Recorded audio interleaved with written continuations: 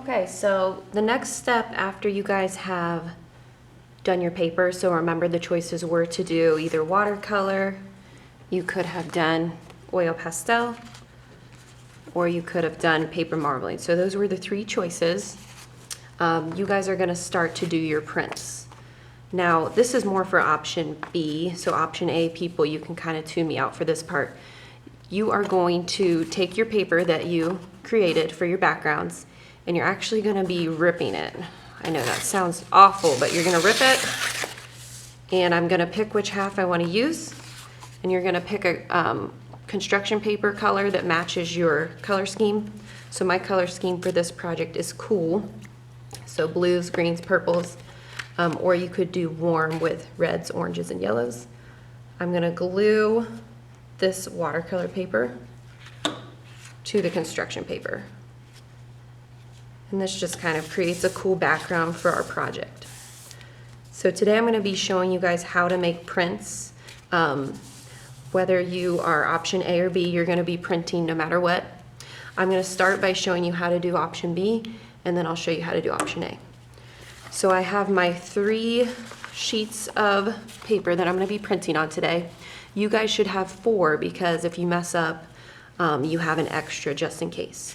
So what we're gonna do, I have this white paper underneath me in case I go off my page. I'm gonna set out my first page. Make sure your name's on the back, please. And then you're gonna take your brayer. So this black spongy tool that kind of looks like a paint roller, this is called a brayer. And you're gonna get some ink on your brayer. So you wanna roll long ways and then sideways. And you wanna make sure you don't have too much ink on your brayer. You should be able to roll with ease, so your brayer shouldn't be getting stuck in a bunch of ink. So this black stuff I'm using is called printing ink. You want to be careful if you get it on your hands.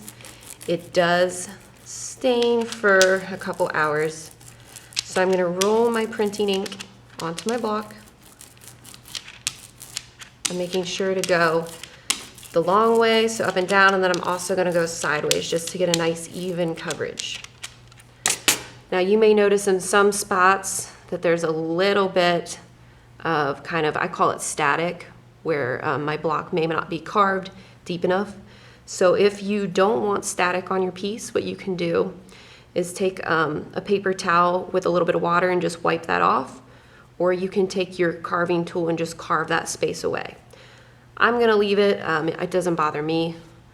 Now what I'm gonna do is put my first sheet of paper out in front of me, and I do not want to put this right in the center.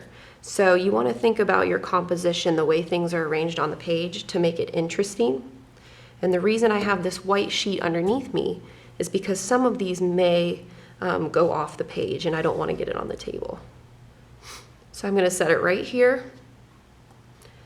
And once your block is set down, you do not want to move it. But what I'm going to do is just carefully turn it over, and I'm going to apply pressure.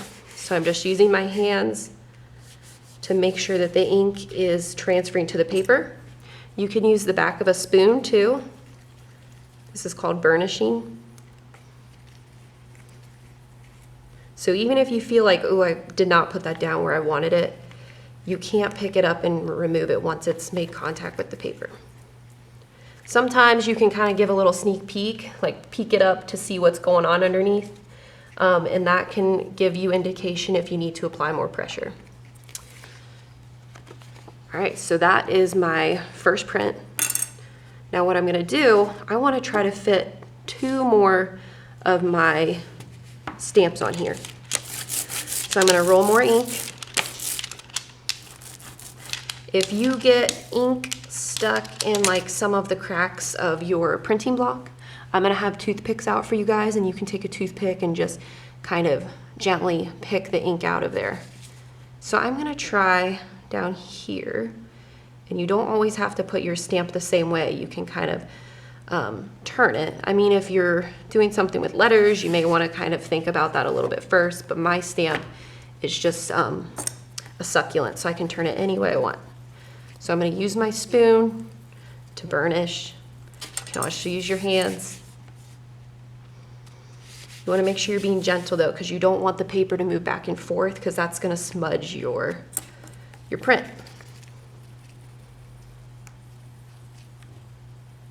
I'm going to do a little sneak peek, and that looks pretty good.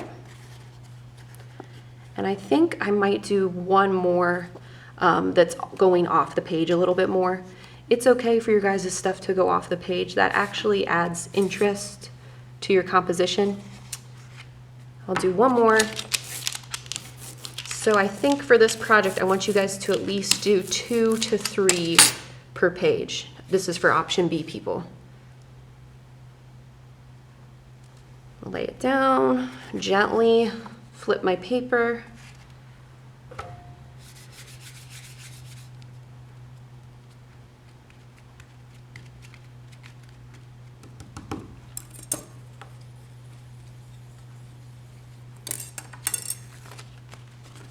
All right, that looks pretty cool. So I'm gonna do this same process to my other 3 sheets of paper. And when you guys are done with all these, you need to put them on the drying rack, make sure your name's on them. Your blocks, you can keep those, you just need to wash the ink off. You can keep your block and you can make more prints if you'd like. So option A people, yours is similar, but you are only doing 1 print since you're doing a building or landscape. So for this option, I'm going to use the paper marbling paper. And I'm going to roll my ink out onto my block.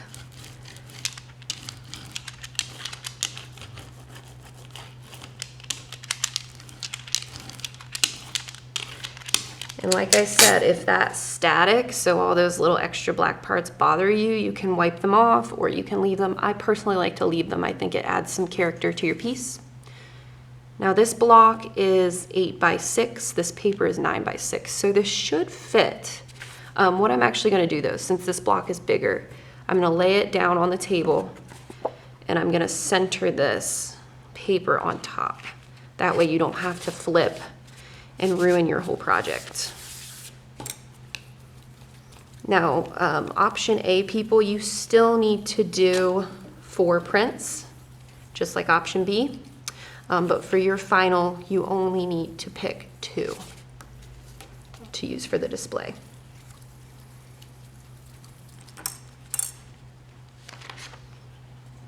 All right, and there's the finished product. And I can see in some areas where I maybe went too light.